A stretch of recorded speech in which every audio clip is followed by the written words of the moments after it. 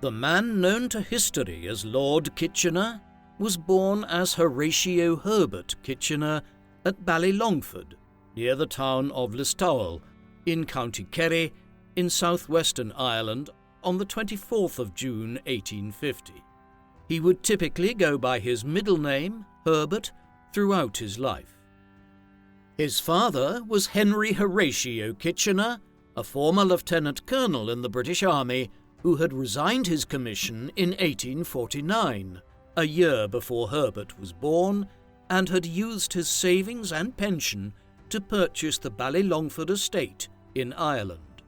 This was possible owing to the passage of the Encumbered Estates Act, which had been passed through Parliament in 1849 and related to the selling of lands and estates in Ireland.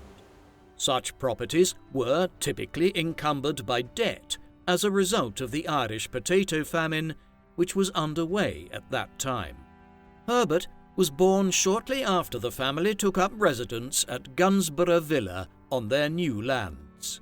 Henry had been born in Suffolk, but the family ultimately traced its ancestry back to France, where their ancestors had been Protestant Huguenots who had fled the country during a period of religious persecution in the late 17th century, when Louis XIV was on the French throne. Herbert's mother was Anne Kitchener, née Chevalier, a woman 20 years her husband's junior. Anne was a woman of a somewhat nervous disposition and would fret over her son during his early years. She and Henry had 4 other children. Henry and Frances Emily had been born in England in 1846 and 1848, respectively, and Herbert would have 2 younger brothers arrive while in Ireland, Arthur in 1852 and Walter in 1858. Herbert grew up in Ireland during a tumultuous time in the island's history. The famine there claimed 1 million lives out of a population of 8 million between the mid-1840s and the early 1850s, but it also led hundreds of thousands of people to flee the country in the space of a few years, mostly heading for America. The British government's response to the crisis was appalling, exporting foodstuffs from Ireland while hundreds of thousands died of starvation in the bleak years of the late 1840s. There were also mass evictions of poor Irish tenant farmers. Henry Kitchener was amongst those who threw many people off his lands in their time of need in the supposed interest of improving the country by acquiring more productive tenants. It was doubtlessly a peculiar environment for Herbert, as the Kitcheners became deeply unpopular in North County Kerry owing to the actions of his father. It was also an unstructured existence here. Henry Kitchener was an eccentric who was said to use old newspapers instead of a blanket in his bed, and who neglected Herbert's education. When a relative, Francis Elliot Kitchener, a Fellow of Trinity College Dublin, met with Herbert in the early 1860s as he neared his teenage years, he found that he had only a rudimentary grasp of grammar and basic mathematics. Anne Kitchener was ill during much of Herbert's youth. She was suffering from tuberculosis, a disease which, along with cholera, had replaced smallpox and other diseases for which there were vaccines available by that time as one of the deadly killers of the 19th century. There were limited effective treatments for it, but it was believed that warmer climates with crisper air were better for those who suffered from it. It was for this reason that Henry Kitchener decided to sell his estate in Kerry in 1864, and the family relocated to Switzerland. The move was unsuccessful, though, as Anne died anyway shortly after they arrived to Switzerland. In the Alpine country, young Herbert received private tuition for a time, but eventually he was sent to be formally educated at Montreux on the shores of Lake Geneva. There, his lack of educational development saw him mocked by his classmates, and it is widely understood that he was scarred psychologically by the experience. The shock to his self-esteem at a formative age might well have fueled his extreme desire to prove himself in later life. In 1866, his father remarried and decided to move with his new wife to New Zealand, a land of opportunity and adventure at the time in the mid-19th century. Not long afterwards, Herbert, like his brothers, was sent to follow in his father's military footsteps and was packed off to the Royal Military Academy at Woolwich, near London in England. He would remain there until 1870. In 1870, Herbert was encouraged to cross the English Channel to France by his father, who was temporarily back in Europe from New Zealand.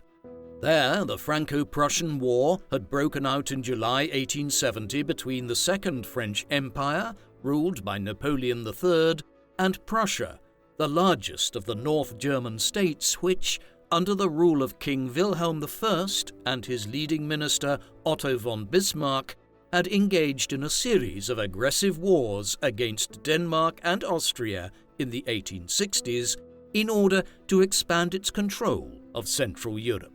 Bismarck had set about trying to provoke the French into a war towards the end of that decade, with the ultimate goal of coercing all of the other German states, barring Austria, into a German confederation which would be dominated by Prussia.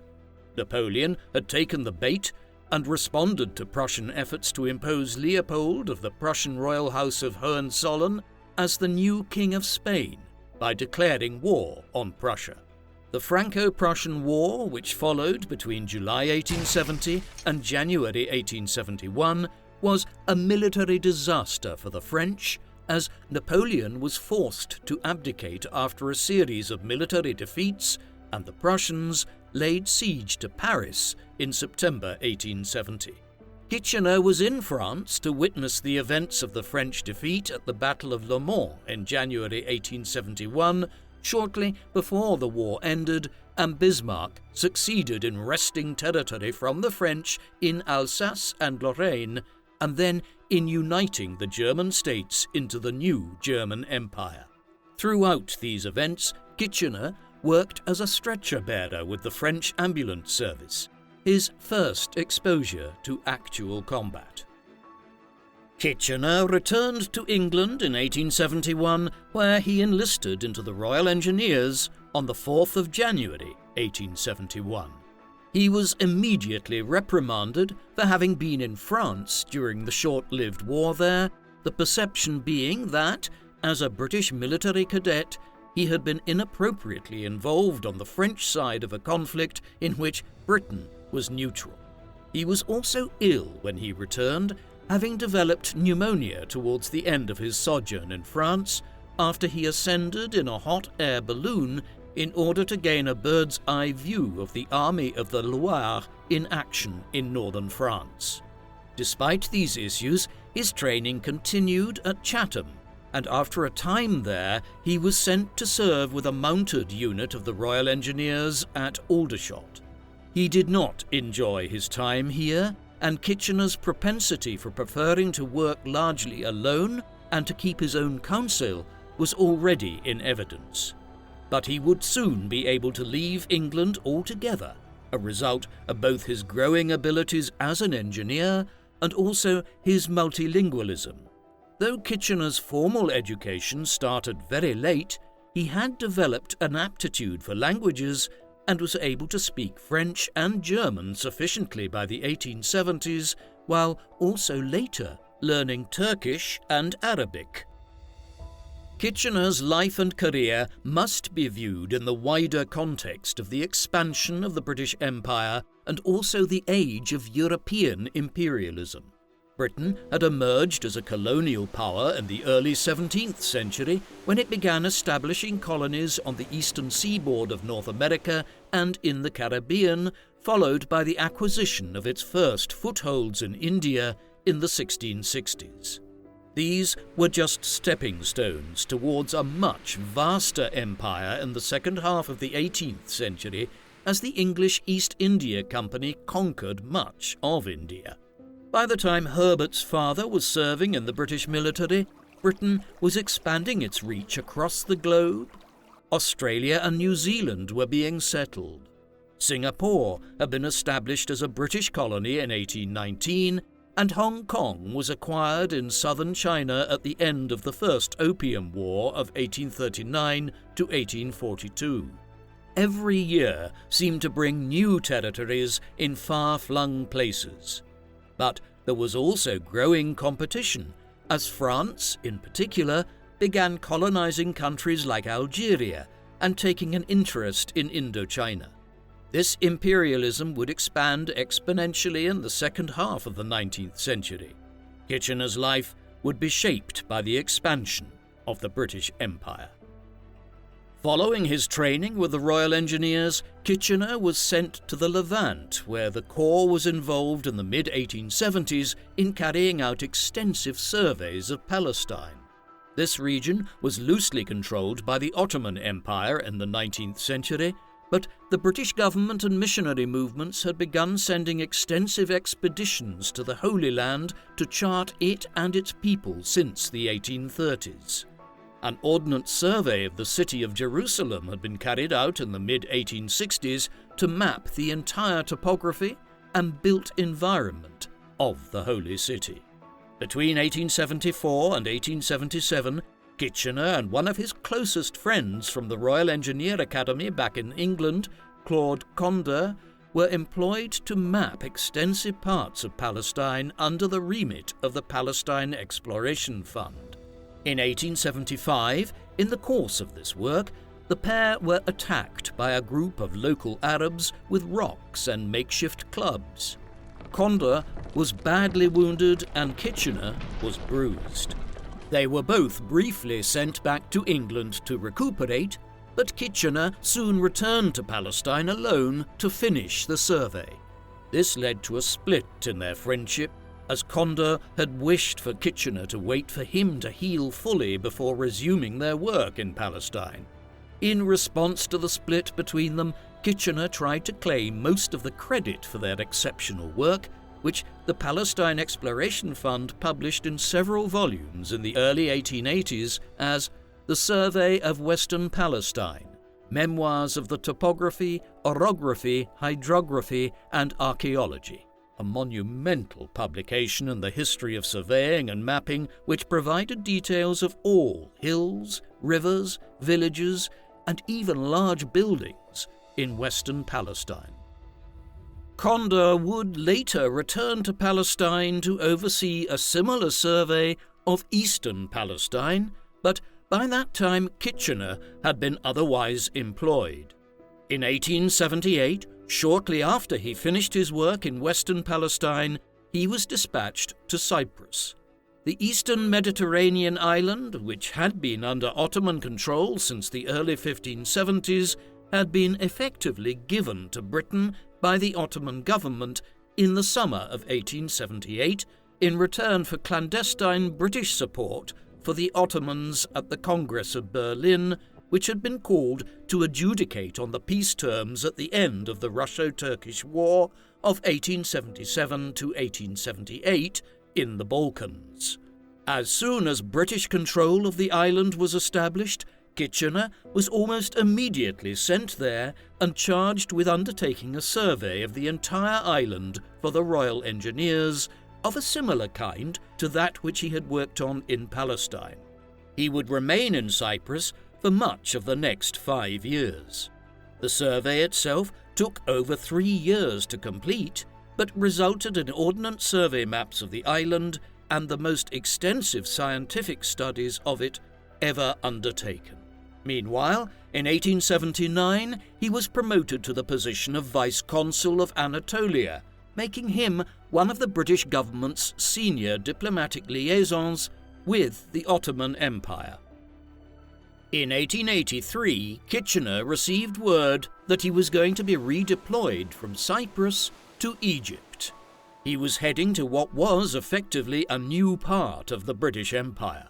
Egypt had been ruled by the Ottomans between the 16th and 18th centuries, but the government in Istanbul had been forced to grant the country a growing amount of autonomy in the second half of the 18th century as its empire weakened, though nominally Egypt remained an Ottoman province. In the 1850s, the Suez Canal Company, a largely French operation working in conjunction with the Egyptian government, had begun work on building a canal between the Mediterranean and Red Seas, in the process negating the need to sail around Africa to get to Asia. This was of immense significance for the British, as it drastically reduced the amount of time it would take to sail between Britain and the British Raj in India. Accordingly, after the canal was completed and opened in 1869, the British had begun trying to gain increasing influence here and, in 1875, succeeded in wresting control of the Suez Company from the French by buying out the interest of the Egyptian ruler Ismail Pasha. To solidify its control over the canal, the British government effectively turned Egypt into a British protectorate in 1882 in response to domestic unrest in the country. Egypt would retain a nominal independence going forward, but it was effectively a British colony thereafter until the middle of the 20th century. Kitchener was amongst some of the first waves of British military officers and administrators sent there when he arrived in 1883. Kitchener would spend the next 15 years of his life assigned to Egypt, though he would regularly be seconded to other parts of Africa on various tasks, notably to Sudan and East Africa, albeit much of his time was spent in Cairo. His roles were multifaceted. For instance, one of his first duties in the mid-1880s was as part of efforts to modernize the Egyptian military, one of the main provisions of the British presence in Egypt. But he was also still involved in surveying and mapping. Shortly after he arrived in North Africa, for example, he was dispatched to the Araba Valley, along what is now the border between Israel and Jordan, to survey and study the region here between the Dead Sea and the city of Aqaba. In 1885, he was sent to the East African island of Zanzibar, which had broken from the Sultanate of Oman in southern Arabia after hundreds of years of being ruled by it. The British had subsequently begun to establish a presence here, one which was largely ratified under the terms of a new Congress of Berlin held in 1884 and 1885, at which much of Africa was effectively divided up by the European powers. Kitchener was involved in a boundary commission there in 1885, which involved the now largely powerless Sultan of Zanzibar and the Germans, who controlled German East Africa on the mainland near the island. In the mid-1880s, he was also involved in supplying and relieving General Charles Gordon in Sudan from Egypt during the early stages of the Mahdist War between the native Sudanese powers and the British there. Throughout all of this, Kitchener continued to earn promotion. When he was sent to Egypt in 1883, it was with the new rank of captain, and as a binbasi, the equivalent of a major in the Ottoman system of military titles. He was promoted to the rank of brevet major in 1884, but his most important promotion came in 1887 when he was appointed as governor of Eastern Sudan, a position he most likely acquired owing to Gordon's death in Khartoum in 1885 and also Kitchener's exceptional linguistic abilities, which allowed him to converse with almost anyone he came into contact within Egypt and Sudan. By the late 1890s, his ascent as a fully fledged military commander, rather than just a surveyor and administrator, was clear, as he was increasingly in charge of military operations in the seemingly never-ending Mahdist War. In 1892, he gained his most significant promotion yet when he became the Sirdar of the Egyptian army, effectively being placed in charge of it. Yet more honours still would eventually follow in the late 1890s. So who was Herbert Kitchener? Beyond the promotions, the maps, and the military career, he was a difficult individual.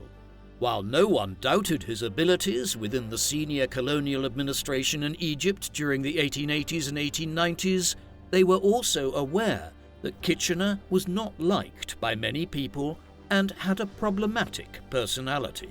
Gordon, who Kitchener was charged with relieving in Sudan in the mid-1880s, claimed of him that he was the kind of individual that would wait until you were just about to drown before offering you any help. Nevertheless, he was a formidable character with a personality that was matched by his physical appearance. Standing at 6'2" and with a moustache that was prematurely grey and a head of hair which had been bleached blonde by the warm Saharan sun, he cut an imposing figure in Egypt by the 1890s. He did also, it appears, soften his approach towards others as the years went by, and while he was never popular, he did over time acquire friends and allies in Cairo as he came to be less brusque with people and to have more tact. And he needed to. Back in 1889, after the Battle of Toski and the Mahdist War, one of those who served under Kitchener had remarked that they hated the sight of him. There was also some personality underneath the stern administrator. He was an avid collector of ceramics and oriental furniture and carpets, and much of his collection has subsequently become part of the Victoria and Albert Museum in London. While perhaps more unusual for a male in the late 19th and early 20th centuries, particularly of a military background, Kitchener also enjoyed flower arranging. He was also a member of the Freemasons after joining a lodge shortly after his arrival in Egypt. Overall, he was inscrutable, unknown to most, and emotionally distant, a trait which was exacerbated by a chronic squint which he had developed in the mid-1880s owing to overexposure to the desert sun in Egypt and Sudan, which made it difficult for him to look anyone directly in the eye. Kitchener's sexuality has been a matter of extensive debate over the years. It is probable that he was at least bisexual and most likely gay. Early on in his life as a cadet and a trainee at the academy in Woolwich, he developed a close relationship with Claude Conder, his fellow surveyor in Palestine, which many historians have speculated was of a sexual nature. He never married, though there were suggestions that he might marry Hermione Baker shortly after he arrived in Egypt.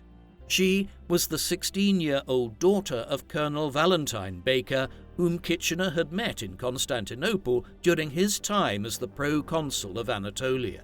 She appears to have developed some affection for Kitchener, despite the fact that at 33 he was twice her age when he arrived in Egypt, where the Bakers had relocated on account of Hermione's ill health. He never pressed to marry her, and she died a year or two later from typhoid fever. In the interim, Kitchener had become known for moving in a social circle of young officers in Cairo who were termed Kitchener's Cubs, and to whom he gave nicknames like the Brat and Handsome Hammy. Moreover, it was noted of his time in social engagements in England as he aged and became more famous in British society that he kept women at a distance, particularly when there was any possibility of a marriage being proposed. Yet, at the same time, there is no overt indication that Kitchener engaged in many, if any, relationships during his adult years. It appears he was largely chaste throughout his life, and the question of his sexuality remains unresolved. Kitchener had developed a successful career in the 20 or so years between the mid-1870s and the mid-1890s, first as a surveyor in the Levant and Cyprus, and then as a military administrator in Egypt. He might well have remained just that, a moderately important figure in the British imperial setup, but hardly a household name, nor one that would occupy the pages of history books a century after his death, had it not been for the events of the late 1890s. These were intimately connected with British expansion in Africa during these years. In the 1870s and 1880s, many of the other European powers had become determined to carve out their own overseas empires in emulation of Britain and France. By the 1880s, Belgium, Germany and Italy were all trying to acquire lands in Africa, and even the antiquated colonial powers of yesteryear, Spain and Portugal, were attempting to expand their remaining footholds on the African coastline. It was in this environment that Cecil Rhodes, the prophet of British expansion in South Africa, began pressing the government to acquire a continuous string of colonies between South Africa and Egypt, the so-called Cape to Cairo project. By the 1890s, it appeared that Belgium and Germany had scuppered this plan by seizing the Congo and German East Africa, thus cutting off the possibility of an unbroken chain of colonies, but the British government was nevertheless determined to secure control over the course of the River Nile in northern Africa, south towards the Great Lakes, a part of the continent which was still largely under native rule. Kitchener was to be absolutely central to the events that ensued. In 1896, Kitchener was appointed to oversee a British military expedition south of Egypt into Sudan in order to defeat the Mahdist state there, which had revolted against British and Egyptian rule in the early 1880s, famously leading to Gordon's death in Khartoum in 1885 and the seizure of that city, while attacks would be launched against sites further north and along the Red Sea coast in the years that followed. Since then, the region had been largely independent, but by 1896, the government of Lord Salisbury in England was determined to reclaim control of the country and prevent French expansion along the River Nile and into the Horn of Africa, as it sought to establish a chain of colonies of its own running west-east across northern Africa from the Atlantic Ocean to the Indian Ocean. The leadership of the Anglo-Egyptian expedition would be Kitchener's first time leading a full military campaign. He would approach it methodically, preparing carefully in Egypt and planning to move south incrementally over a 2-year campaign to eventually seize Khartoum. Kitchener's expedition began moving southwards in mid-March of 1896. Eventually, his army would consist of approximately 9,000 men, a mix of British soldiers, soldiers from different parts of the British Empire, such as India and Ireland, and Egyptian troops. The initial target was to seize Dongola in northern Sudan, which was achieved in September 1896 after routing a Mahdist army of 3,000 or so men at the Battle of Ferke during the summer and another clash at the Battle of Hafir in September. The Mahdist Khalifa was concerned at this juncture that Kitchener would immediately move to seize Khartoum or strike at his position at Omdurman near the city, but Herbert was in no rush to do so. Instead, he very methodically established the Anglo-Egyptian expedition in northern Sudan and spent much of 1897 concentrating on extending the railway lines which had been built by the British along the course of the River Nile southwards in order to ensure his supply lines were sound and he could be reinforced if needed. The wisdom of his cautious approach was seen in the spring of 1898 when his forces, by then well in excess of 12,000 men, won a resounding victory against the Mahdist forces at the Battle of Atbara, in which upwards of 5,000 Sudanese were either killed, wounded or captured for the loss of a few dozen men. The Maxim machine gun, which had been invented in 1884, being employed to devastating effect by Kitchener's forces in a clash which lasted little more than an hour. The Sudan campaign culminated on the 2nd of September 1898 In the Battle of Omdurman, one of the most significant engagements of the European age of imperialism, fought just to the north and on the other side of the Nile from Khartoum. This was largely owing to the size of the army which would be arrayed against Kitchener and his men when they clashed near the banks of the River Nile that early autumn day. The Khalifa's forces had swelled to perhaps more than 50,000 men, though the exact number is a matter of some conjecture. Kitchener had approximately 25,000 men under his command, but many of these were Egyptian soldiers or even raw Sudanese recruits who had allied with the expeditionary force since 1896. The British and Imperial contingent only made up 8,000 or so men. But yet again, the British were ably aided by the provision of 24 Maxim guns, while 10 steamer ships with mounted guns were supporting them from the River Nile. Nevertheless, the sheer size of the Mahdist force, which consisted of large numbers of fast-moving cavalry, ensured that no easy victory would be achieved. In the end, it was the use of zariba barricades to block the Mahdist cavalry during the charges and the extensive use of the Maxim and Nordenfeldt guns from the river gunboats which broke the Mahdist lines. The battle had begun shortly after dawn, but was won before midday, with over 12,000 Sudanese casualties and thousands more wounded, and many captured during the ensuing rout. The Anglo-Egyptian expedition had lost 47 men, with a few hundred wounded. The British soon entered Khartoum 13 years after Gordon's defeat and the loss of the city. The Battle of Omdurman was one of the most significant colonial victories ever achieved by the British. Kitchener followed up his victory at Omdurman with another famous episode in the history of European colonial activity in Africa. This was the famous Fashoda incident, which focused on control of the settlement of Fashoda on the White Nile in what is now South Sudan.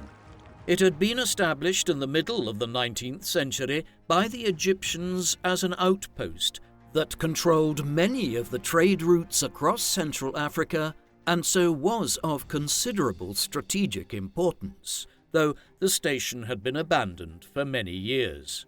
Following his victory at Omdurman, Kitchener opened a message from Prime Minister Salisbury which instructed him that he was to proceed to Fashoda and secure the region for Britain in order to prevent the French establishing themselves there. Kitchener immediately began the march south, but when he arrived to Fashoda in the middle of September, he found a French detachment under Captain Jean-Baptiste Marshal already firmly in place there since July. A standoff followed over the next several weeks as both sides waited for instructions from London and Paris, and, for a time, war between Britain and France over the impasse was a very real possibility. However, eventually, the French relented on the grounds that the British military presence in Sudan was too extensive to claim Fashoda, and owing to domestic unrest back in France over the Dreyfus affair. Marshal began withdrawing his men on the 13th of October. It was to both his and Kitchener's credit that over 4 weeks of a tense military standoff, they avoided any bloodshed. With control of Fashoda secured, Kitchener set about bringing the Mahdist War to an end in Sudan nearly 2 decades after the revolt had started in the early 1880s. The victory at Omdurman and the capture of Khartoum led quickly to the establishment of the Anglo-Egyptian Condominium Agreement in January 1899, through which the facade of Egyptian independence was maintained by allowing the Khedive of Egypt a role in appointing a British Governor-General to administer Sudan. This paid some lip service to historic Egyptian claims to Sudan, which stretched back to pharaonic times, but the reality was that Sudan was now a British colony, and even before the Condominium Agreement was reached, Kitchener had been appointed as governor of Sudan. Over the next several months, the last bits of native resistance were defeated as religious leaders in the country tried vainly to continue the struggle. In order to assuage such resistance, Herbert quickly implemented measures to respect Muslim traditions and religious practice in Khartoum and beyond. Meanwhile, Kitchener was rewarded handsomely by the British government and lauded by the public back in his home country. On the 31st of October 1898, just over 2 weeks after the Fashoda incident, he was awarded the title of Baron Kitchener of Khartoum and of Asbal, in his father's native Suffolk.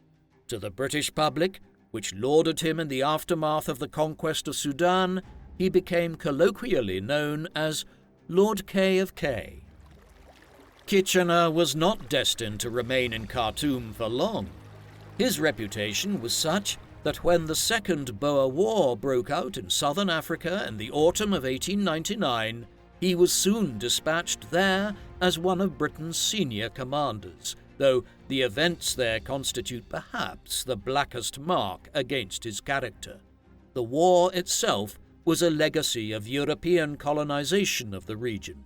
Until the early 19th century, the Cape Colony at the southern tip of Africa, around what is today Cape Town, had been established as a Dutch colony, populated by a group of Dutch colonists and French and German Protestants, who collectively became known over time as the Boers, a word derived from the old Dutch Germanic term for a farmer.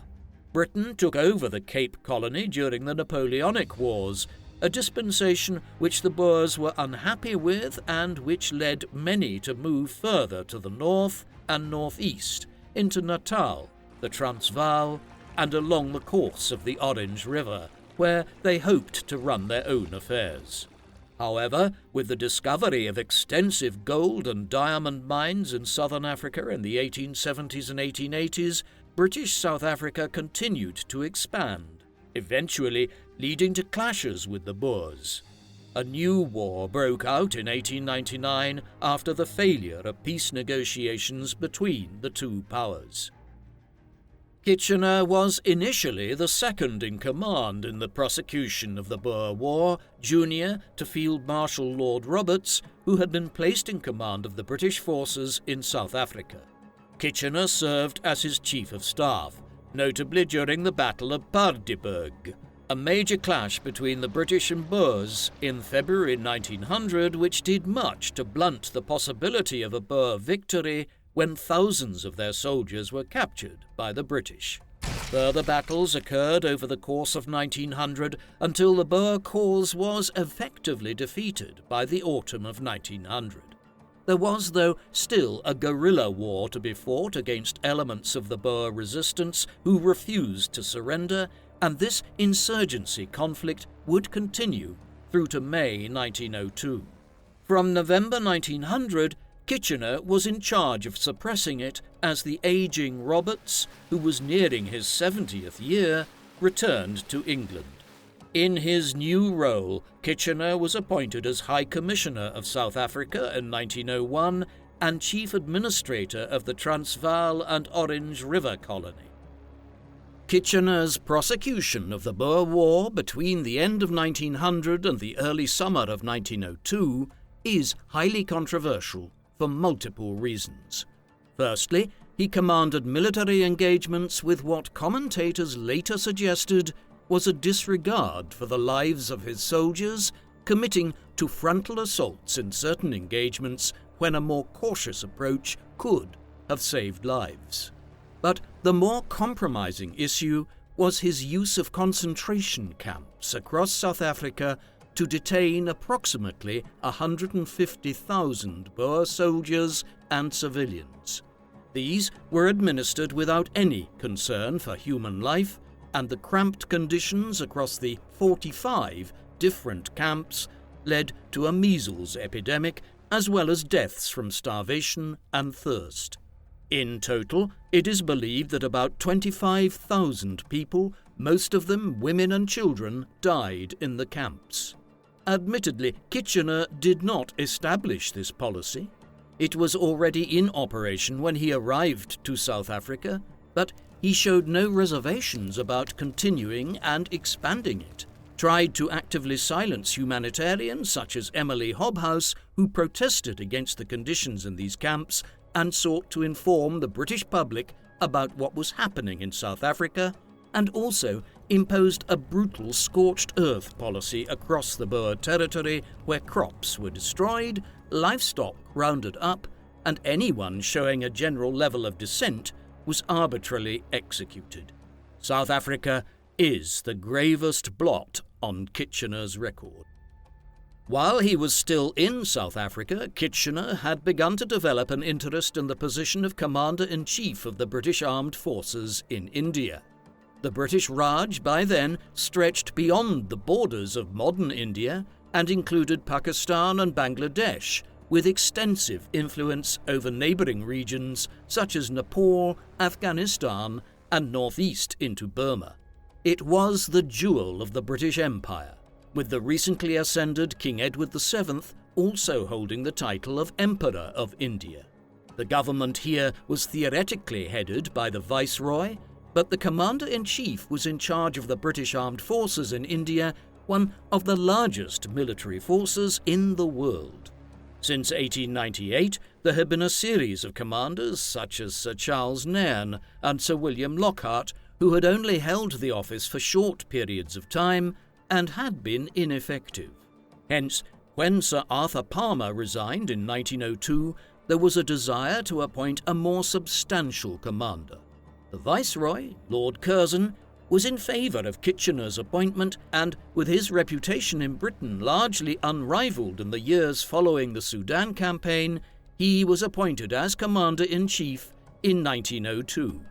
He arrived there by November for the handover of power from Palmer.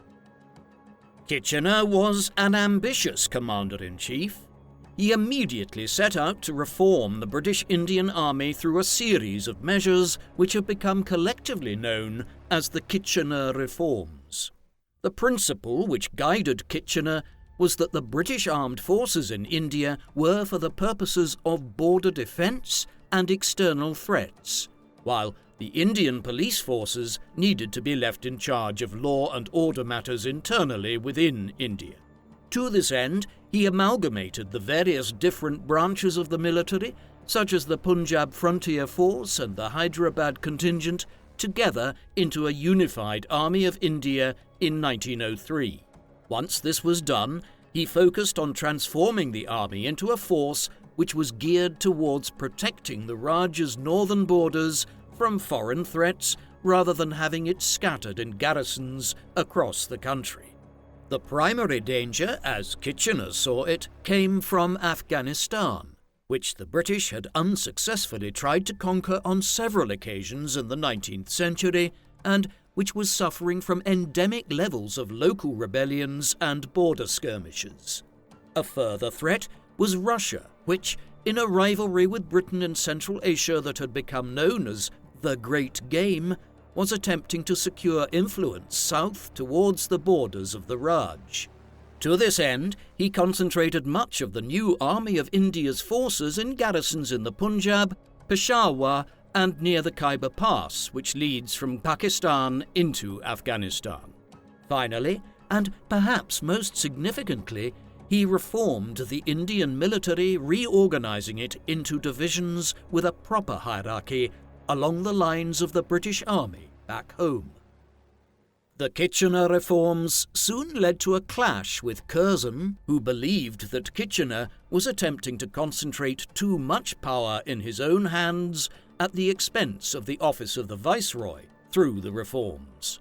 By 1904, there was a spiralling animosity developing between the two men, despite the fact that Curzon had initially lobbied for Kitchener's appointment. This took on a petty tone over time. For instance, Kitchener insisted on signing his letters to Curzon Lord Kitchener of Khartoum, a tendency which the Viceroy, a hereditary peer of more well-established aristocratic lineage, derided, noting he simply signed his letters Curzon. Kitchener refused to change his habit, and soon Curzon began, childishly, signing his letters to Kitchener as Curzon of Kedleston. More maturely, both men complained to London about the interference of the other in matters which they considered to fall within either the civil or military jurisdiction, and their own preserve as either Viceroy or Commander-in-Chief.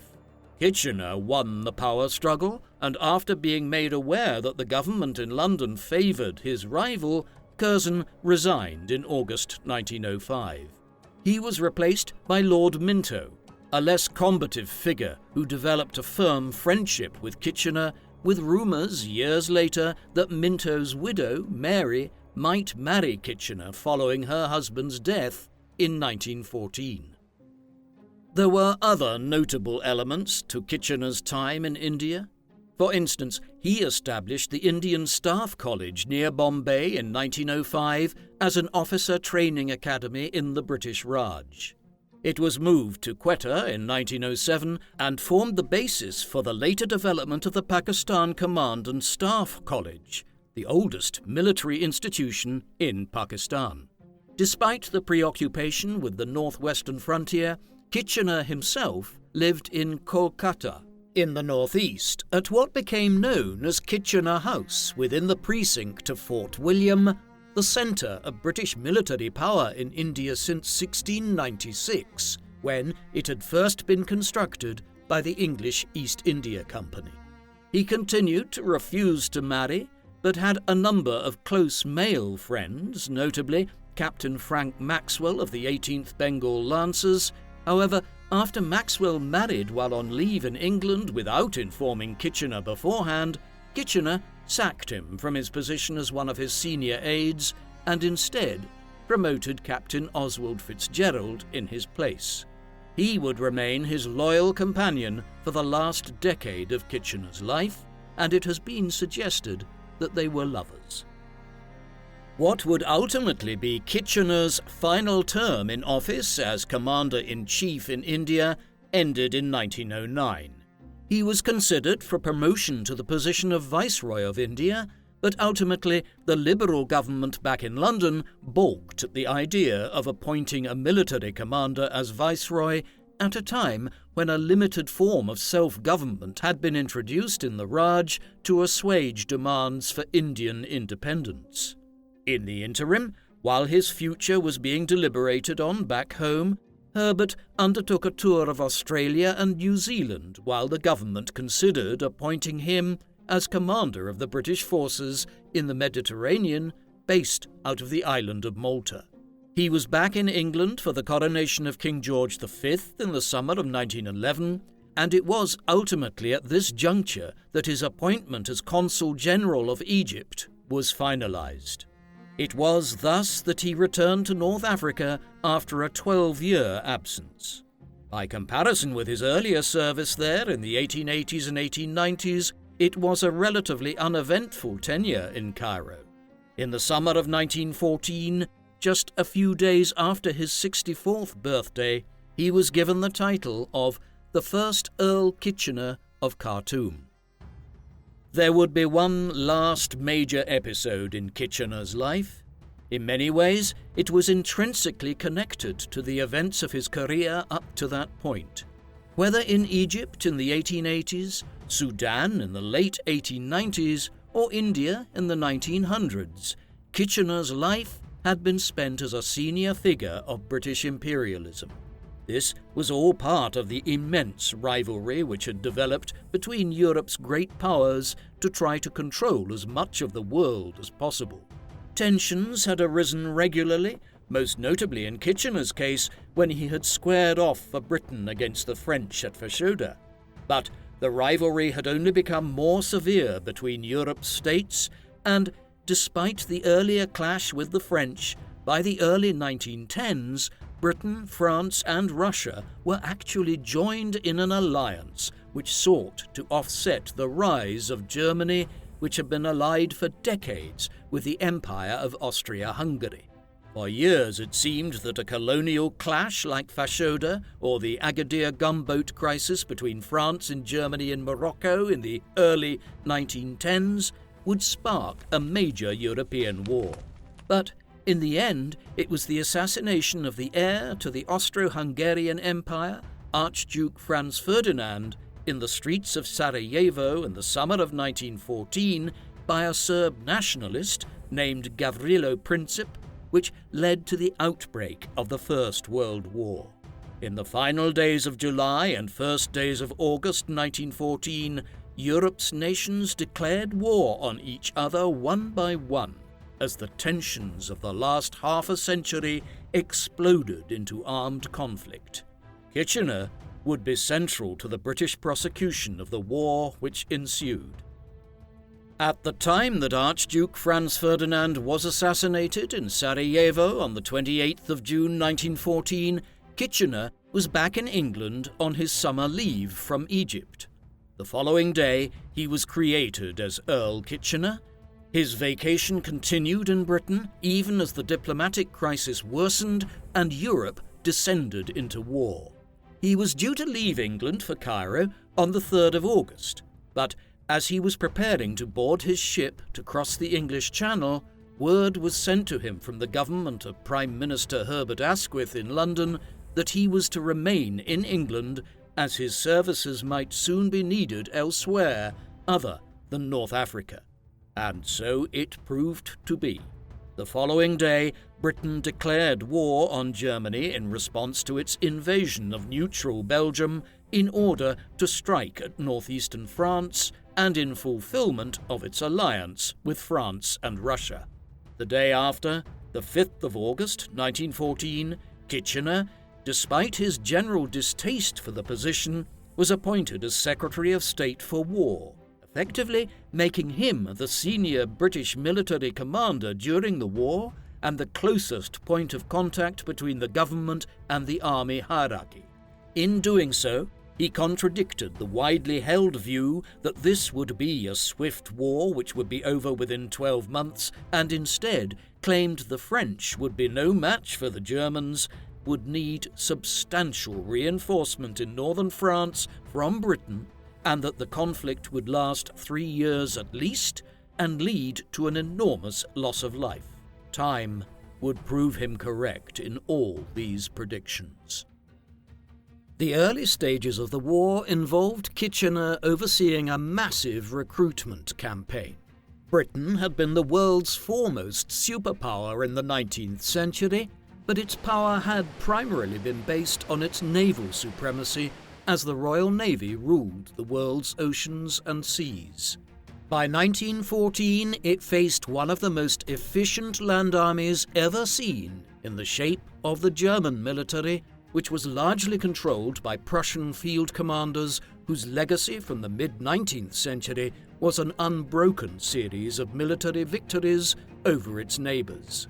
Kitchener's task was to create a British land army that could match the Germans, as naval supremacy alone would be insufficient to win the conflict in northern France. To that end, and in light of his general disdain for territorial armies, he began overseeing the mass recruitment of British soldiers.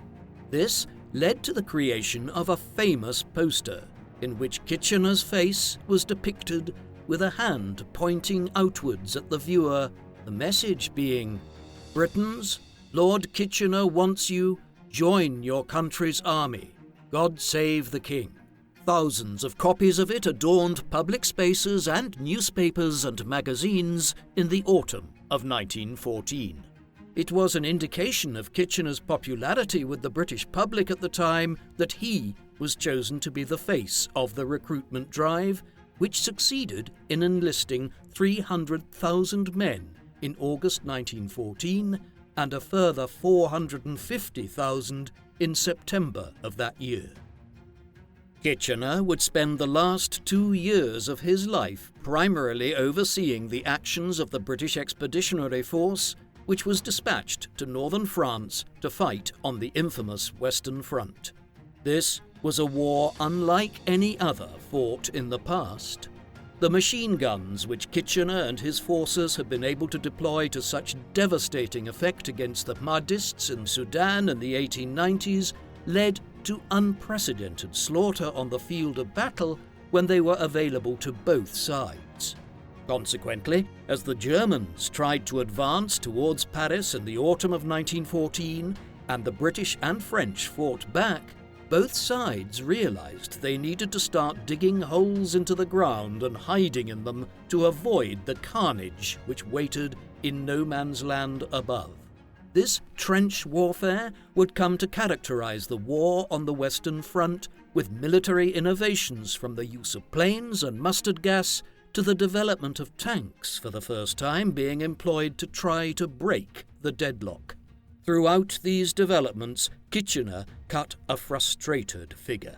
His plan to launch an amphibious assault on the city of Alexandretta in Turkey to divert German troops away from the Western Front to aid its ally, the Ottoman Empire, was overruled, and instead, a naval attack on the Straits of Gallipoli, a strategy championed by the First Lord of the Admiralty, Winston Churchill, was adopted instead. This turned into a costly disaster. Elsewhere, Kitchener's tenure of the post of Secretary of State for War was difficult in other respects. He had to deal with two different commanders-in-chief of the British Expeditionary Force in France, Field Marshal John French during the first year of the war, and then Field Marshal Douglas Haig from the autumn of 1915 onwards. His relationship with French, in particular, was difficult. Firm in his belief that the war would last several years, Kitchener wanted to hold off on how many divisions were being sent to France, and even worried that if the Germans made a breakthrough against the substantially inferior French forces in France, they would then attempt an invasion of southern England. He wanted troops held in reserve in Britain in case of such an eventuality. Otherwise, he urged a generally cautious approach with Field Marshal John French, commanding him to ensure the survival of the British Expeditionary Force in France until it could be reinforced with new recruits in late 1914 and into 1915.